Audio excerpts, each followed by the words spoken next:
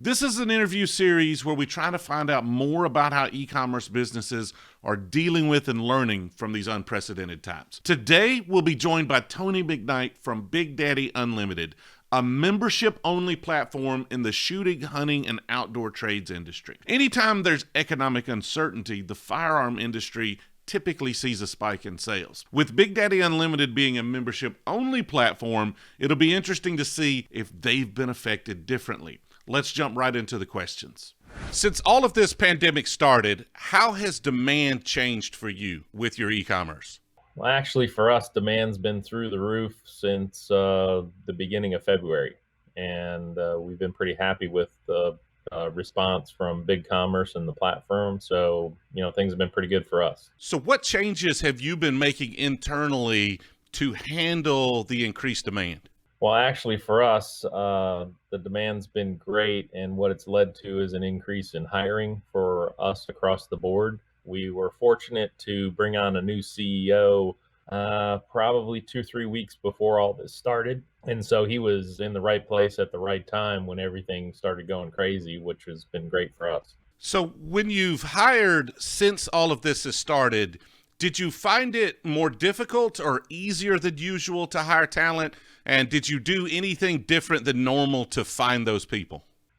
Honestly, for us, no, we haven't really done anything new in terms of hiring and finding people. We've still been using the same channels. Hiring process has been the same. Obviously, right now, there's a lot more people who are applying for different jobs. So the pool's gotten bigger. I mean, I'd be honest in telling you that prior to all this going on, our biggest worry was finding really good candidates. And now what's happening is the pool's growing bigger, so we're finding even better candidates as time will go. So do you anticipate these hires you've made during this growth spurt, do you anticipate them being long-term hires, or are you structuring their relationships differently so that you have more flexibility? No, because we were already on a pretty good growth path prior to this. And really what we got a nice little bump that gave us an indication. It would have been like 6 months from now, and we're feeling it now, which is great. So all the hires are definitely long-term, and we're going to continue to hire from now until the end of the year. We'll end up doubling our employee base by December of this year. So have you had to add remote work capabilities for any of your staff? And if so, how has that changed how you do business? We haven't had to add it. We already had it in place because we've had, we live in Florida. There's hurricanes, there's inclement weather, there's all kinds of stuff that happens, here, there, and yonder. So we already had that set up. Really, probably the biggest thing that we've done differently is for the first few weeks, we shifted staff. We had half the people in the office, half the people at home, and then the next week they flip-flopped. So it's actually been pretty seamless for us. With social distancing rules, what are you doing to comply with those rules and still be able to fulfill orders? Again, it's something that functionally was already in place. So for us, it's kind of a formality. We already had people in offices that were set up where they weren't stacked on top of each other. And even the place where people possibly would have got closer than that to each other in customer service, that's when we did the flip-flopping. And so it's not been a big problem. How, if at all, have you changed your marketing strategy during the pandemic? Actually, we haven't done anything different in marketing. If anything, we've left everything alone because the volume of orders went up so dramatically. We didn't need to add to it. We just kept working our current plan and our current model and took it as basically bonus volume for the last few months. So for us, it was business as usual and basically going through the transition that we were going through anyway. So have you had any difficulties with your vendors or suppliers, from shipping logistics through acquiring more inventory? No, not really. There was a little slowdown there for a while, but and it wasn't even that long, maybe the first week or so when volumes really went up. But since then, everybody's pretty much gotten it under control, especially since UPS, FedEx, the post office, and the traditional trucking carriers haven't really slowed down at all. Has your relationship changed with any of your providers or suppliers? Not in a negative way. They all like us even more now. And let's explore that a little bit. How so? Well, because we're buying more stuff from them. Okay. So everybody's happy. I mean, it's it's a ripple effect. I understand that we're going through a really difficult time, unfortunately, but fortunately for us, our business was positioned for a situation like this.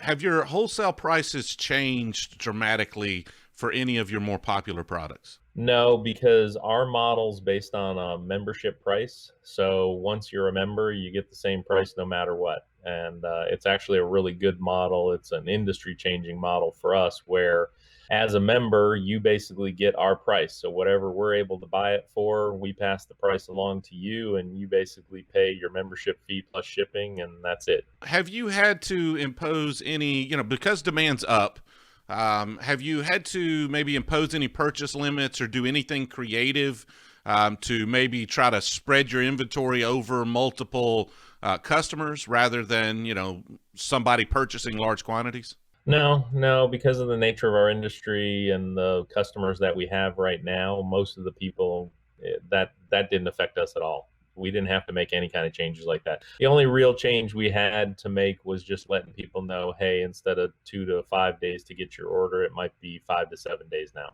So, what kind of long term impacts do you expect once we're back to business as usual from all of this? Well, again, fortunately for us, we only see positive long-term impacts. Again, from the situation of hiring, we're going to have a deeper labor pool to choose from, which is good. And I don't think we're going to have any real negative long-term effects because we were already in a really good position going into this. We were already positioned for growth, and this was just kind of an unexpected bonus for us. Is there anything you've learned from this experience that will permanently change how you do business? That's a good question.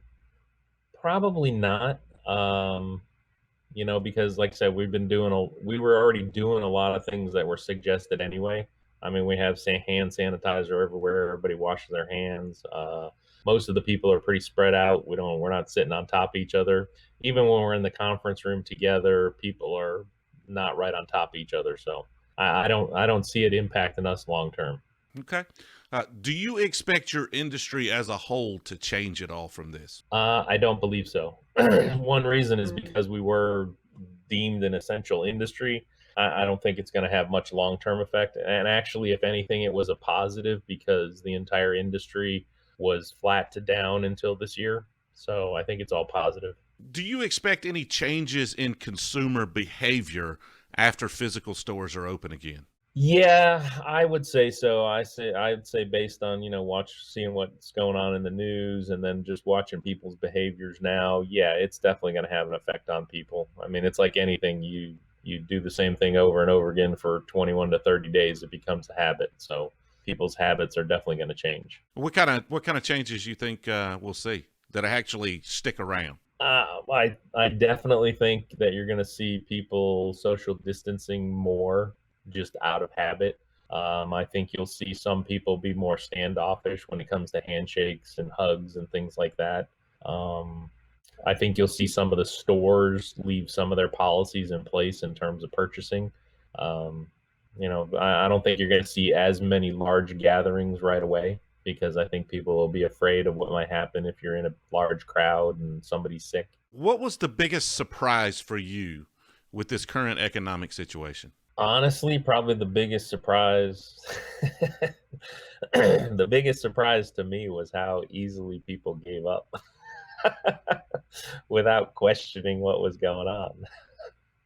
I mean, nobody started to question until they've been locked up for 30 days, and now all of a sudden everybody's saying, "Hey, wait a minute.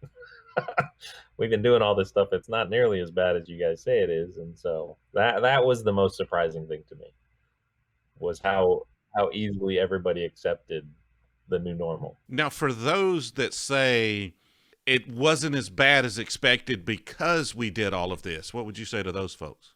I think over time, people are going to find out that probably a lot more people were exposed to this than we saw. And I think really most of what you're seeing is, shortcomings that we had anyway. And I think if anything, it's probably a good test for the future of how to deal with a serious pandemic. I mean, because God forbid it was something like, Ebola or something more deadly where, hey, you get it and you drop dead in 24 hours, not, it's a gradual thing. And, I mean, I think everybody's agreed on that it's a 99% or better survivability rate, which is, 1% is bad, but still pretty good odds. I understand. Okay, so let's see. Last question. This is the last one. If you could go back to the beginning of last year and do last year all over again, is there anything you would do at that time to better prepare for this situation? You talking about 2019 or 2020? Well, yeah, if you go back 1 year, so you went back to the beginning of 2019 and you knew this was coming. With the information you have now, you knew it was coming. You had a year to prepare. Anything you would do differently to be ready for it? Honestly, probably not. And only because, as luck would have it, we were positioned perfectly to be in a situation like this. I mean, it really hasn't had anything but a positive impact on us, because we were set up. We had a new business, a new platform. We were ready for growth. And then this, and also a big chunk of our business was already online. So we're already shipping directly to the consumers versus people coming into stores. We do have a one retail storefront, but even that wasn't impacted that badly. What we did over there is we just, imposed the social distancing, no more than a couple people in the store at a time, stand 6 feet apart, and everybody gets hand sanitizer when they come in and when they leave. But no, I mean, I think if I had to do it over again, I wouldn't have changed anything, because I don't think we could have got it as right as we have it if we'd have planned for it. I think if we'd have planned for it, there'd have been something that would have gone majorly wrong. There's such a thing as too much preparation. Sometimes the best decisions are just made in the moment, right? Yeah, exactly. And actually, I'll tell you one other thing. We were fortunate to, we got supplies of masks and gloves and hand sanitizers and all that stuff. We never missed a beat with any of our suppliers. So it was, like I said, I mean, we were set up and had everything ready to go, and hasn't been a bad thing for us. This is one in a series of interviews we've done with various businesses to learn more about how they're adjusting, because every business has different challenges. If you want to see more of these, check out the description of this video for links to more of these interviews, or click on this video I'm popping up on the screen here. I've also included a completely different type of video that you might be interested in. I appreciate you watching, and I'll see you next time.